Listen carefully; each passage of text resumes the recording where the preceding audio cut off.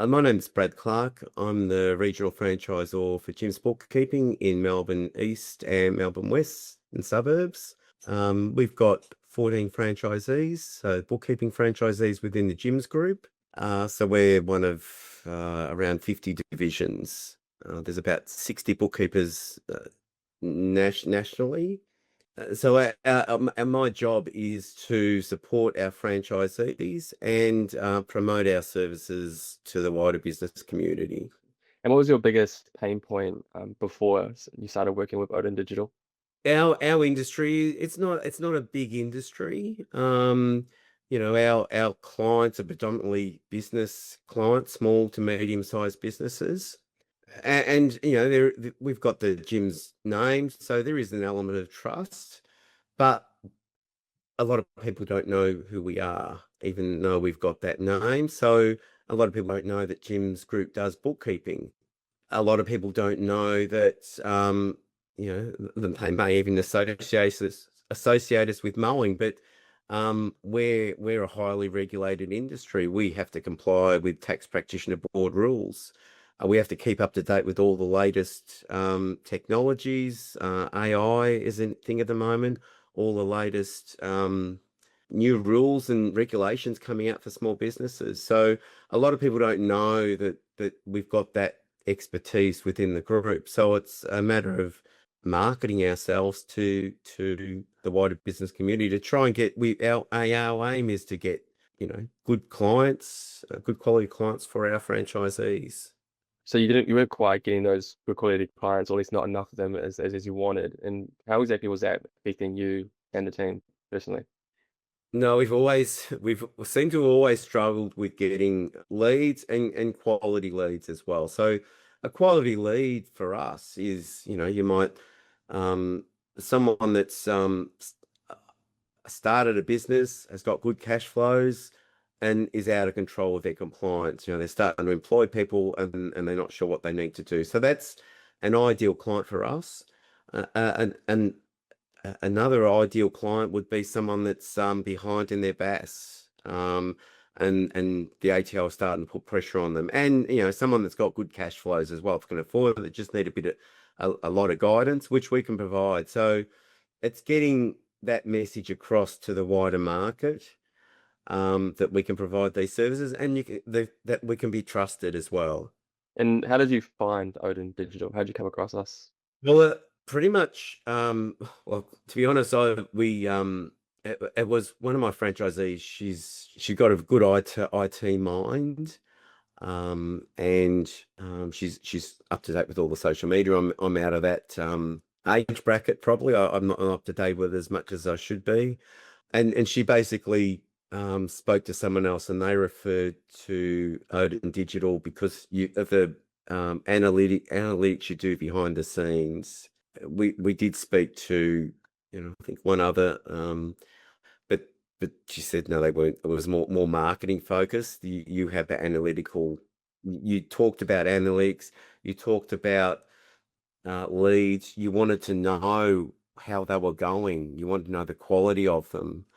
Um, and that's that was after, but she really did steer me in the right direction as to, you do the right analytics, you drill down to why aren't we getting the ones we want, and you're still asking that as well. So the early stages we're getting a lot of leads and some good quality ones, and now you want to drill down into that further.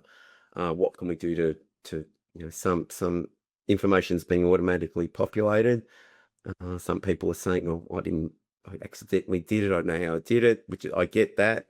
So now you're asking, how can we drill down to that further? So you're asking the right questions, and that makes me think that you're concerned about the outcomes as well.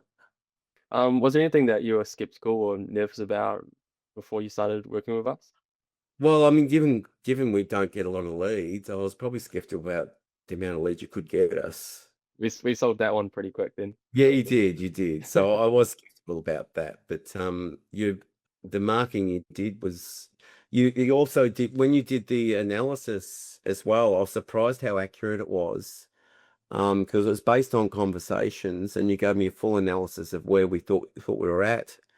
Um, and you know, some market and some people just write a bunch of crap sometimes, but it was well thought out. But I was still skeptical probably at that point. But yeah, Yeah. I did you'd start to get leads. Yeah. Yeah. Yeah. So what was it there that made you move forward with us once we showed that we really understood your business, we had the analytics behind us and we cared. Was that the main reason for moving forward? Well, probably not at that point. I mean, I'm guided. I am the decision maker, but I'm guided by people who know more than me as well. Yeah. Um, and and my franchisee got me there, that's for sure. But it was after we started to get the leads, that's when I thought, okay, this is working. Yeah. And Yeah. whereas we might have given it a couple of months, we might, to see how it was going. It looks like it's going to be a lot longer term thing now as well. Yeah, yeah, absolutely. And like from what I can see, like your cost per lead is like around like $30 to $35, and for an accounting lead, then yeah, that's obviously quite good.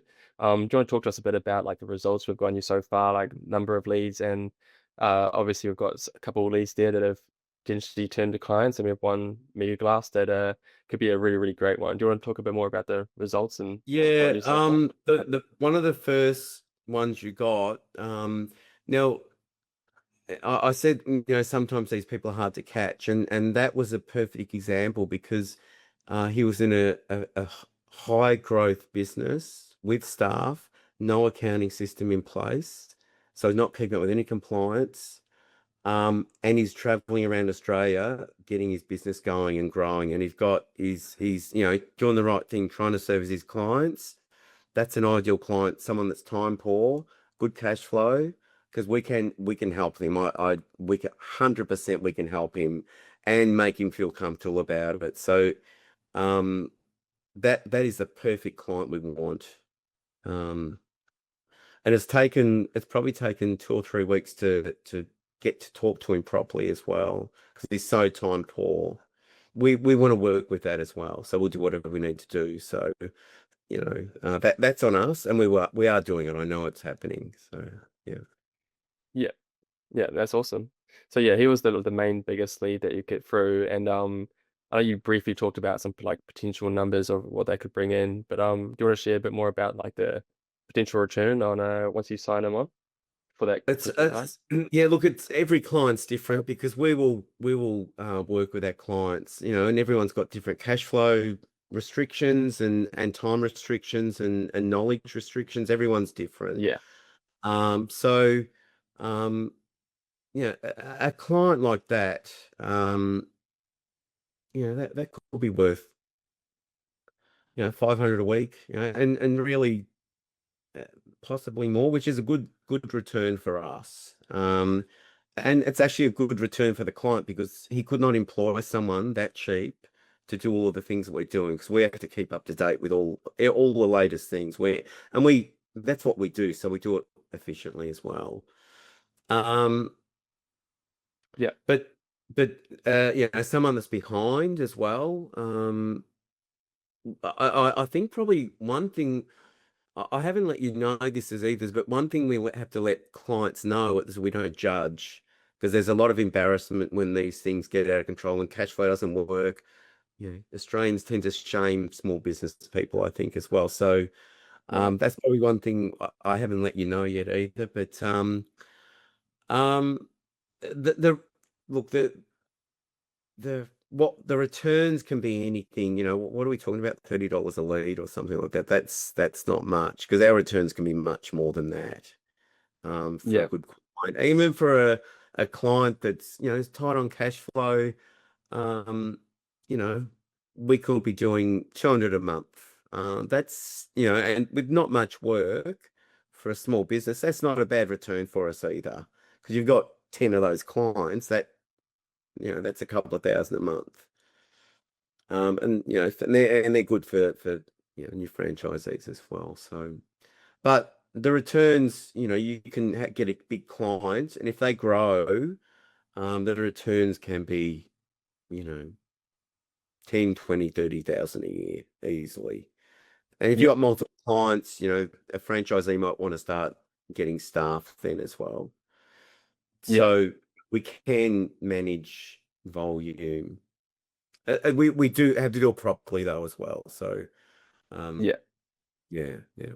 Yeah, absolutely. And then a lot of clients will probably stay on for a couple of years or maybe even more. You mentioned you had a couple that have been with you since day one, right? So I've been doing this for 15 years and I've still got some of my original clients. So, yeah, and we know their businesses. We amazing.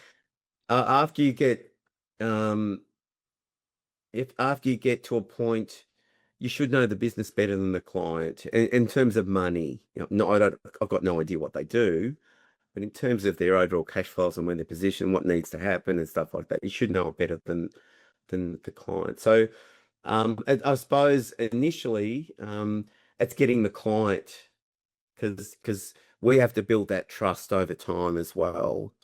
And that only develops when a relationship develops as well. So Yeah, yeah, yeah, absolutely. And what yeah. sort of like impact has this had on your company with having this new lead gen system? I know a lot of your franchisees that you'll be working with would be happy with the leads you've been They will, passing in, yeah, and because yeah, there's a complaint. It's on me to help get leads. It's on them as well, but it is on me. Um, so I want my franchisees to get work so they can be happy and they need to grow. That's every business needs to grow. Um, you've got to get comfortable with that when you get into business. So they do need to grow, and we're giving them, you know, something to work with there as well. For me as well, I mean, if they grow, then I've got a greater capacity to grow the regions as well. Because if they're not getting work, I'm going to be a bit reluctant to put too many more franchisees. But it's it's helping them, but it's also helping my business as well indirectly. Um, Potential franchisees as well. Like I want to sell franchises, but it also has another benefit in that potential franchisees will see the marketing we're doing as well, so that might want to make them get involved as well. So it has although we're trying to get business for my franchisees, that's the secondary effect as well. yeah, yeah. So it's really just add like a whole new lifeline to your business, eh? It has, yeah, yeah, Yeah, and it's that's awesome. you know, you, you when things don't go well, you get that's when you're a small business owner, you need to push through that somehow. But Yeah, and this is helping them get through that as well, I think. yeah, I mean, that's our awesome. franchisees had work, but I want them to grow to the next level as well. Some need work as well. Yeah. We had another question here, a little bit more different to the other ones, but we just wanted you to kind of imagine that you're talking to maybe as a colleague or a friend that's talking to us, maybe potentially on the fence about working with us. And I just want to ask you, like, what would you tell them if they were on the fence and they weren't really sure? What would you tell them to get them to work with us or to give them your honest opinion about working with us? Look, I'd recommend mainly. I mean, uh, because I had the advantage of having someone that knows a little bit. She was actually referred by someone else as well. And that referral means a lot because I've got a lot of confidence in her knowledge, and she's telling me as well. So um that's what I was referred to. You did all the technical stuff in the background. You drilled down into the analytics a lot more. Um, so I mean, based on my experience, we've got a lot of leads. So yeah, I'd recommend, and you keep asking how you can improve things as well. So that's telling me you're concerned about the results. Yeah, yeah. So Yeah. communication, we care, Yes. and Yeah. yeah, we're showing the results as well at the end of the day, right? Yeah. Yeah. Yeah, And you know how they can get better as well. So yeah, yeah, yeah. yeah. Absolutely. And Cool. we spoke about that as well just today. So we can, I think we started. and you're looking to improve things as well. Yeah. Yeah, yeah, absolutely. We'll be looking to improve and refine these, and yeah, their campaign's still young, so as time goes on, we can keep honing it and you're testing different angles. Yeah, that point you mentioned there about like the like embarrassment angle that they may to be a little bit like almost ashamed, like to if their books aren't in order with that small business. That's a really interesting angle, and maybe something we could test going forward potentially with a I, new I refresh I only campaigns. thought about that later. Oh, it's actually my franchisee said, look, we should talk Yeah, about no shame. And there is so much, a lot of small business people feel a lot of shame when things don't absolutely. go right. And I think as Australians, we shame our small business people. I see it, you know, and I may have even been through it as well. So Yeah, every small business doesn't do what it's meant to do at certain points. yeah, yeah, Um, but you got to push through that to sometimes you got to push through it to get to that next level as well. It's a little test yeah. sometimes. Yeah, yeah. Yeah, absolutely. Yeah, I like that. I think it's something we could play around with at The, least for other the, the creators. the wealthy people, that started with nothing, it hasn't been, it looks like it's been an easy rise, but I'm sure it hasn't been.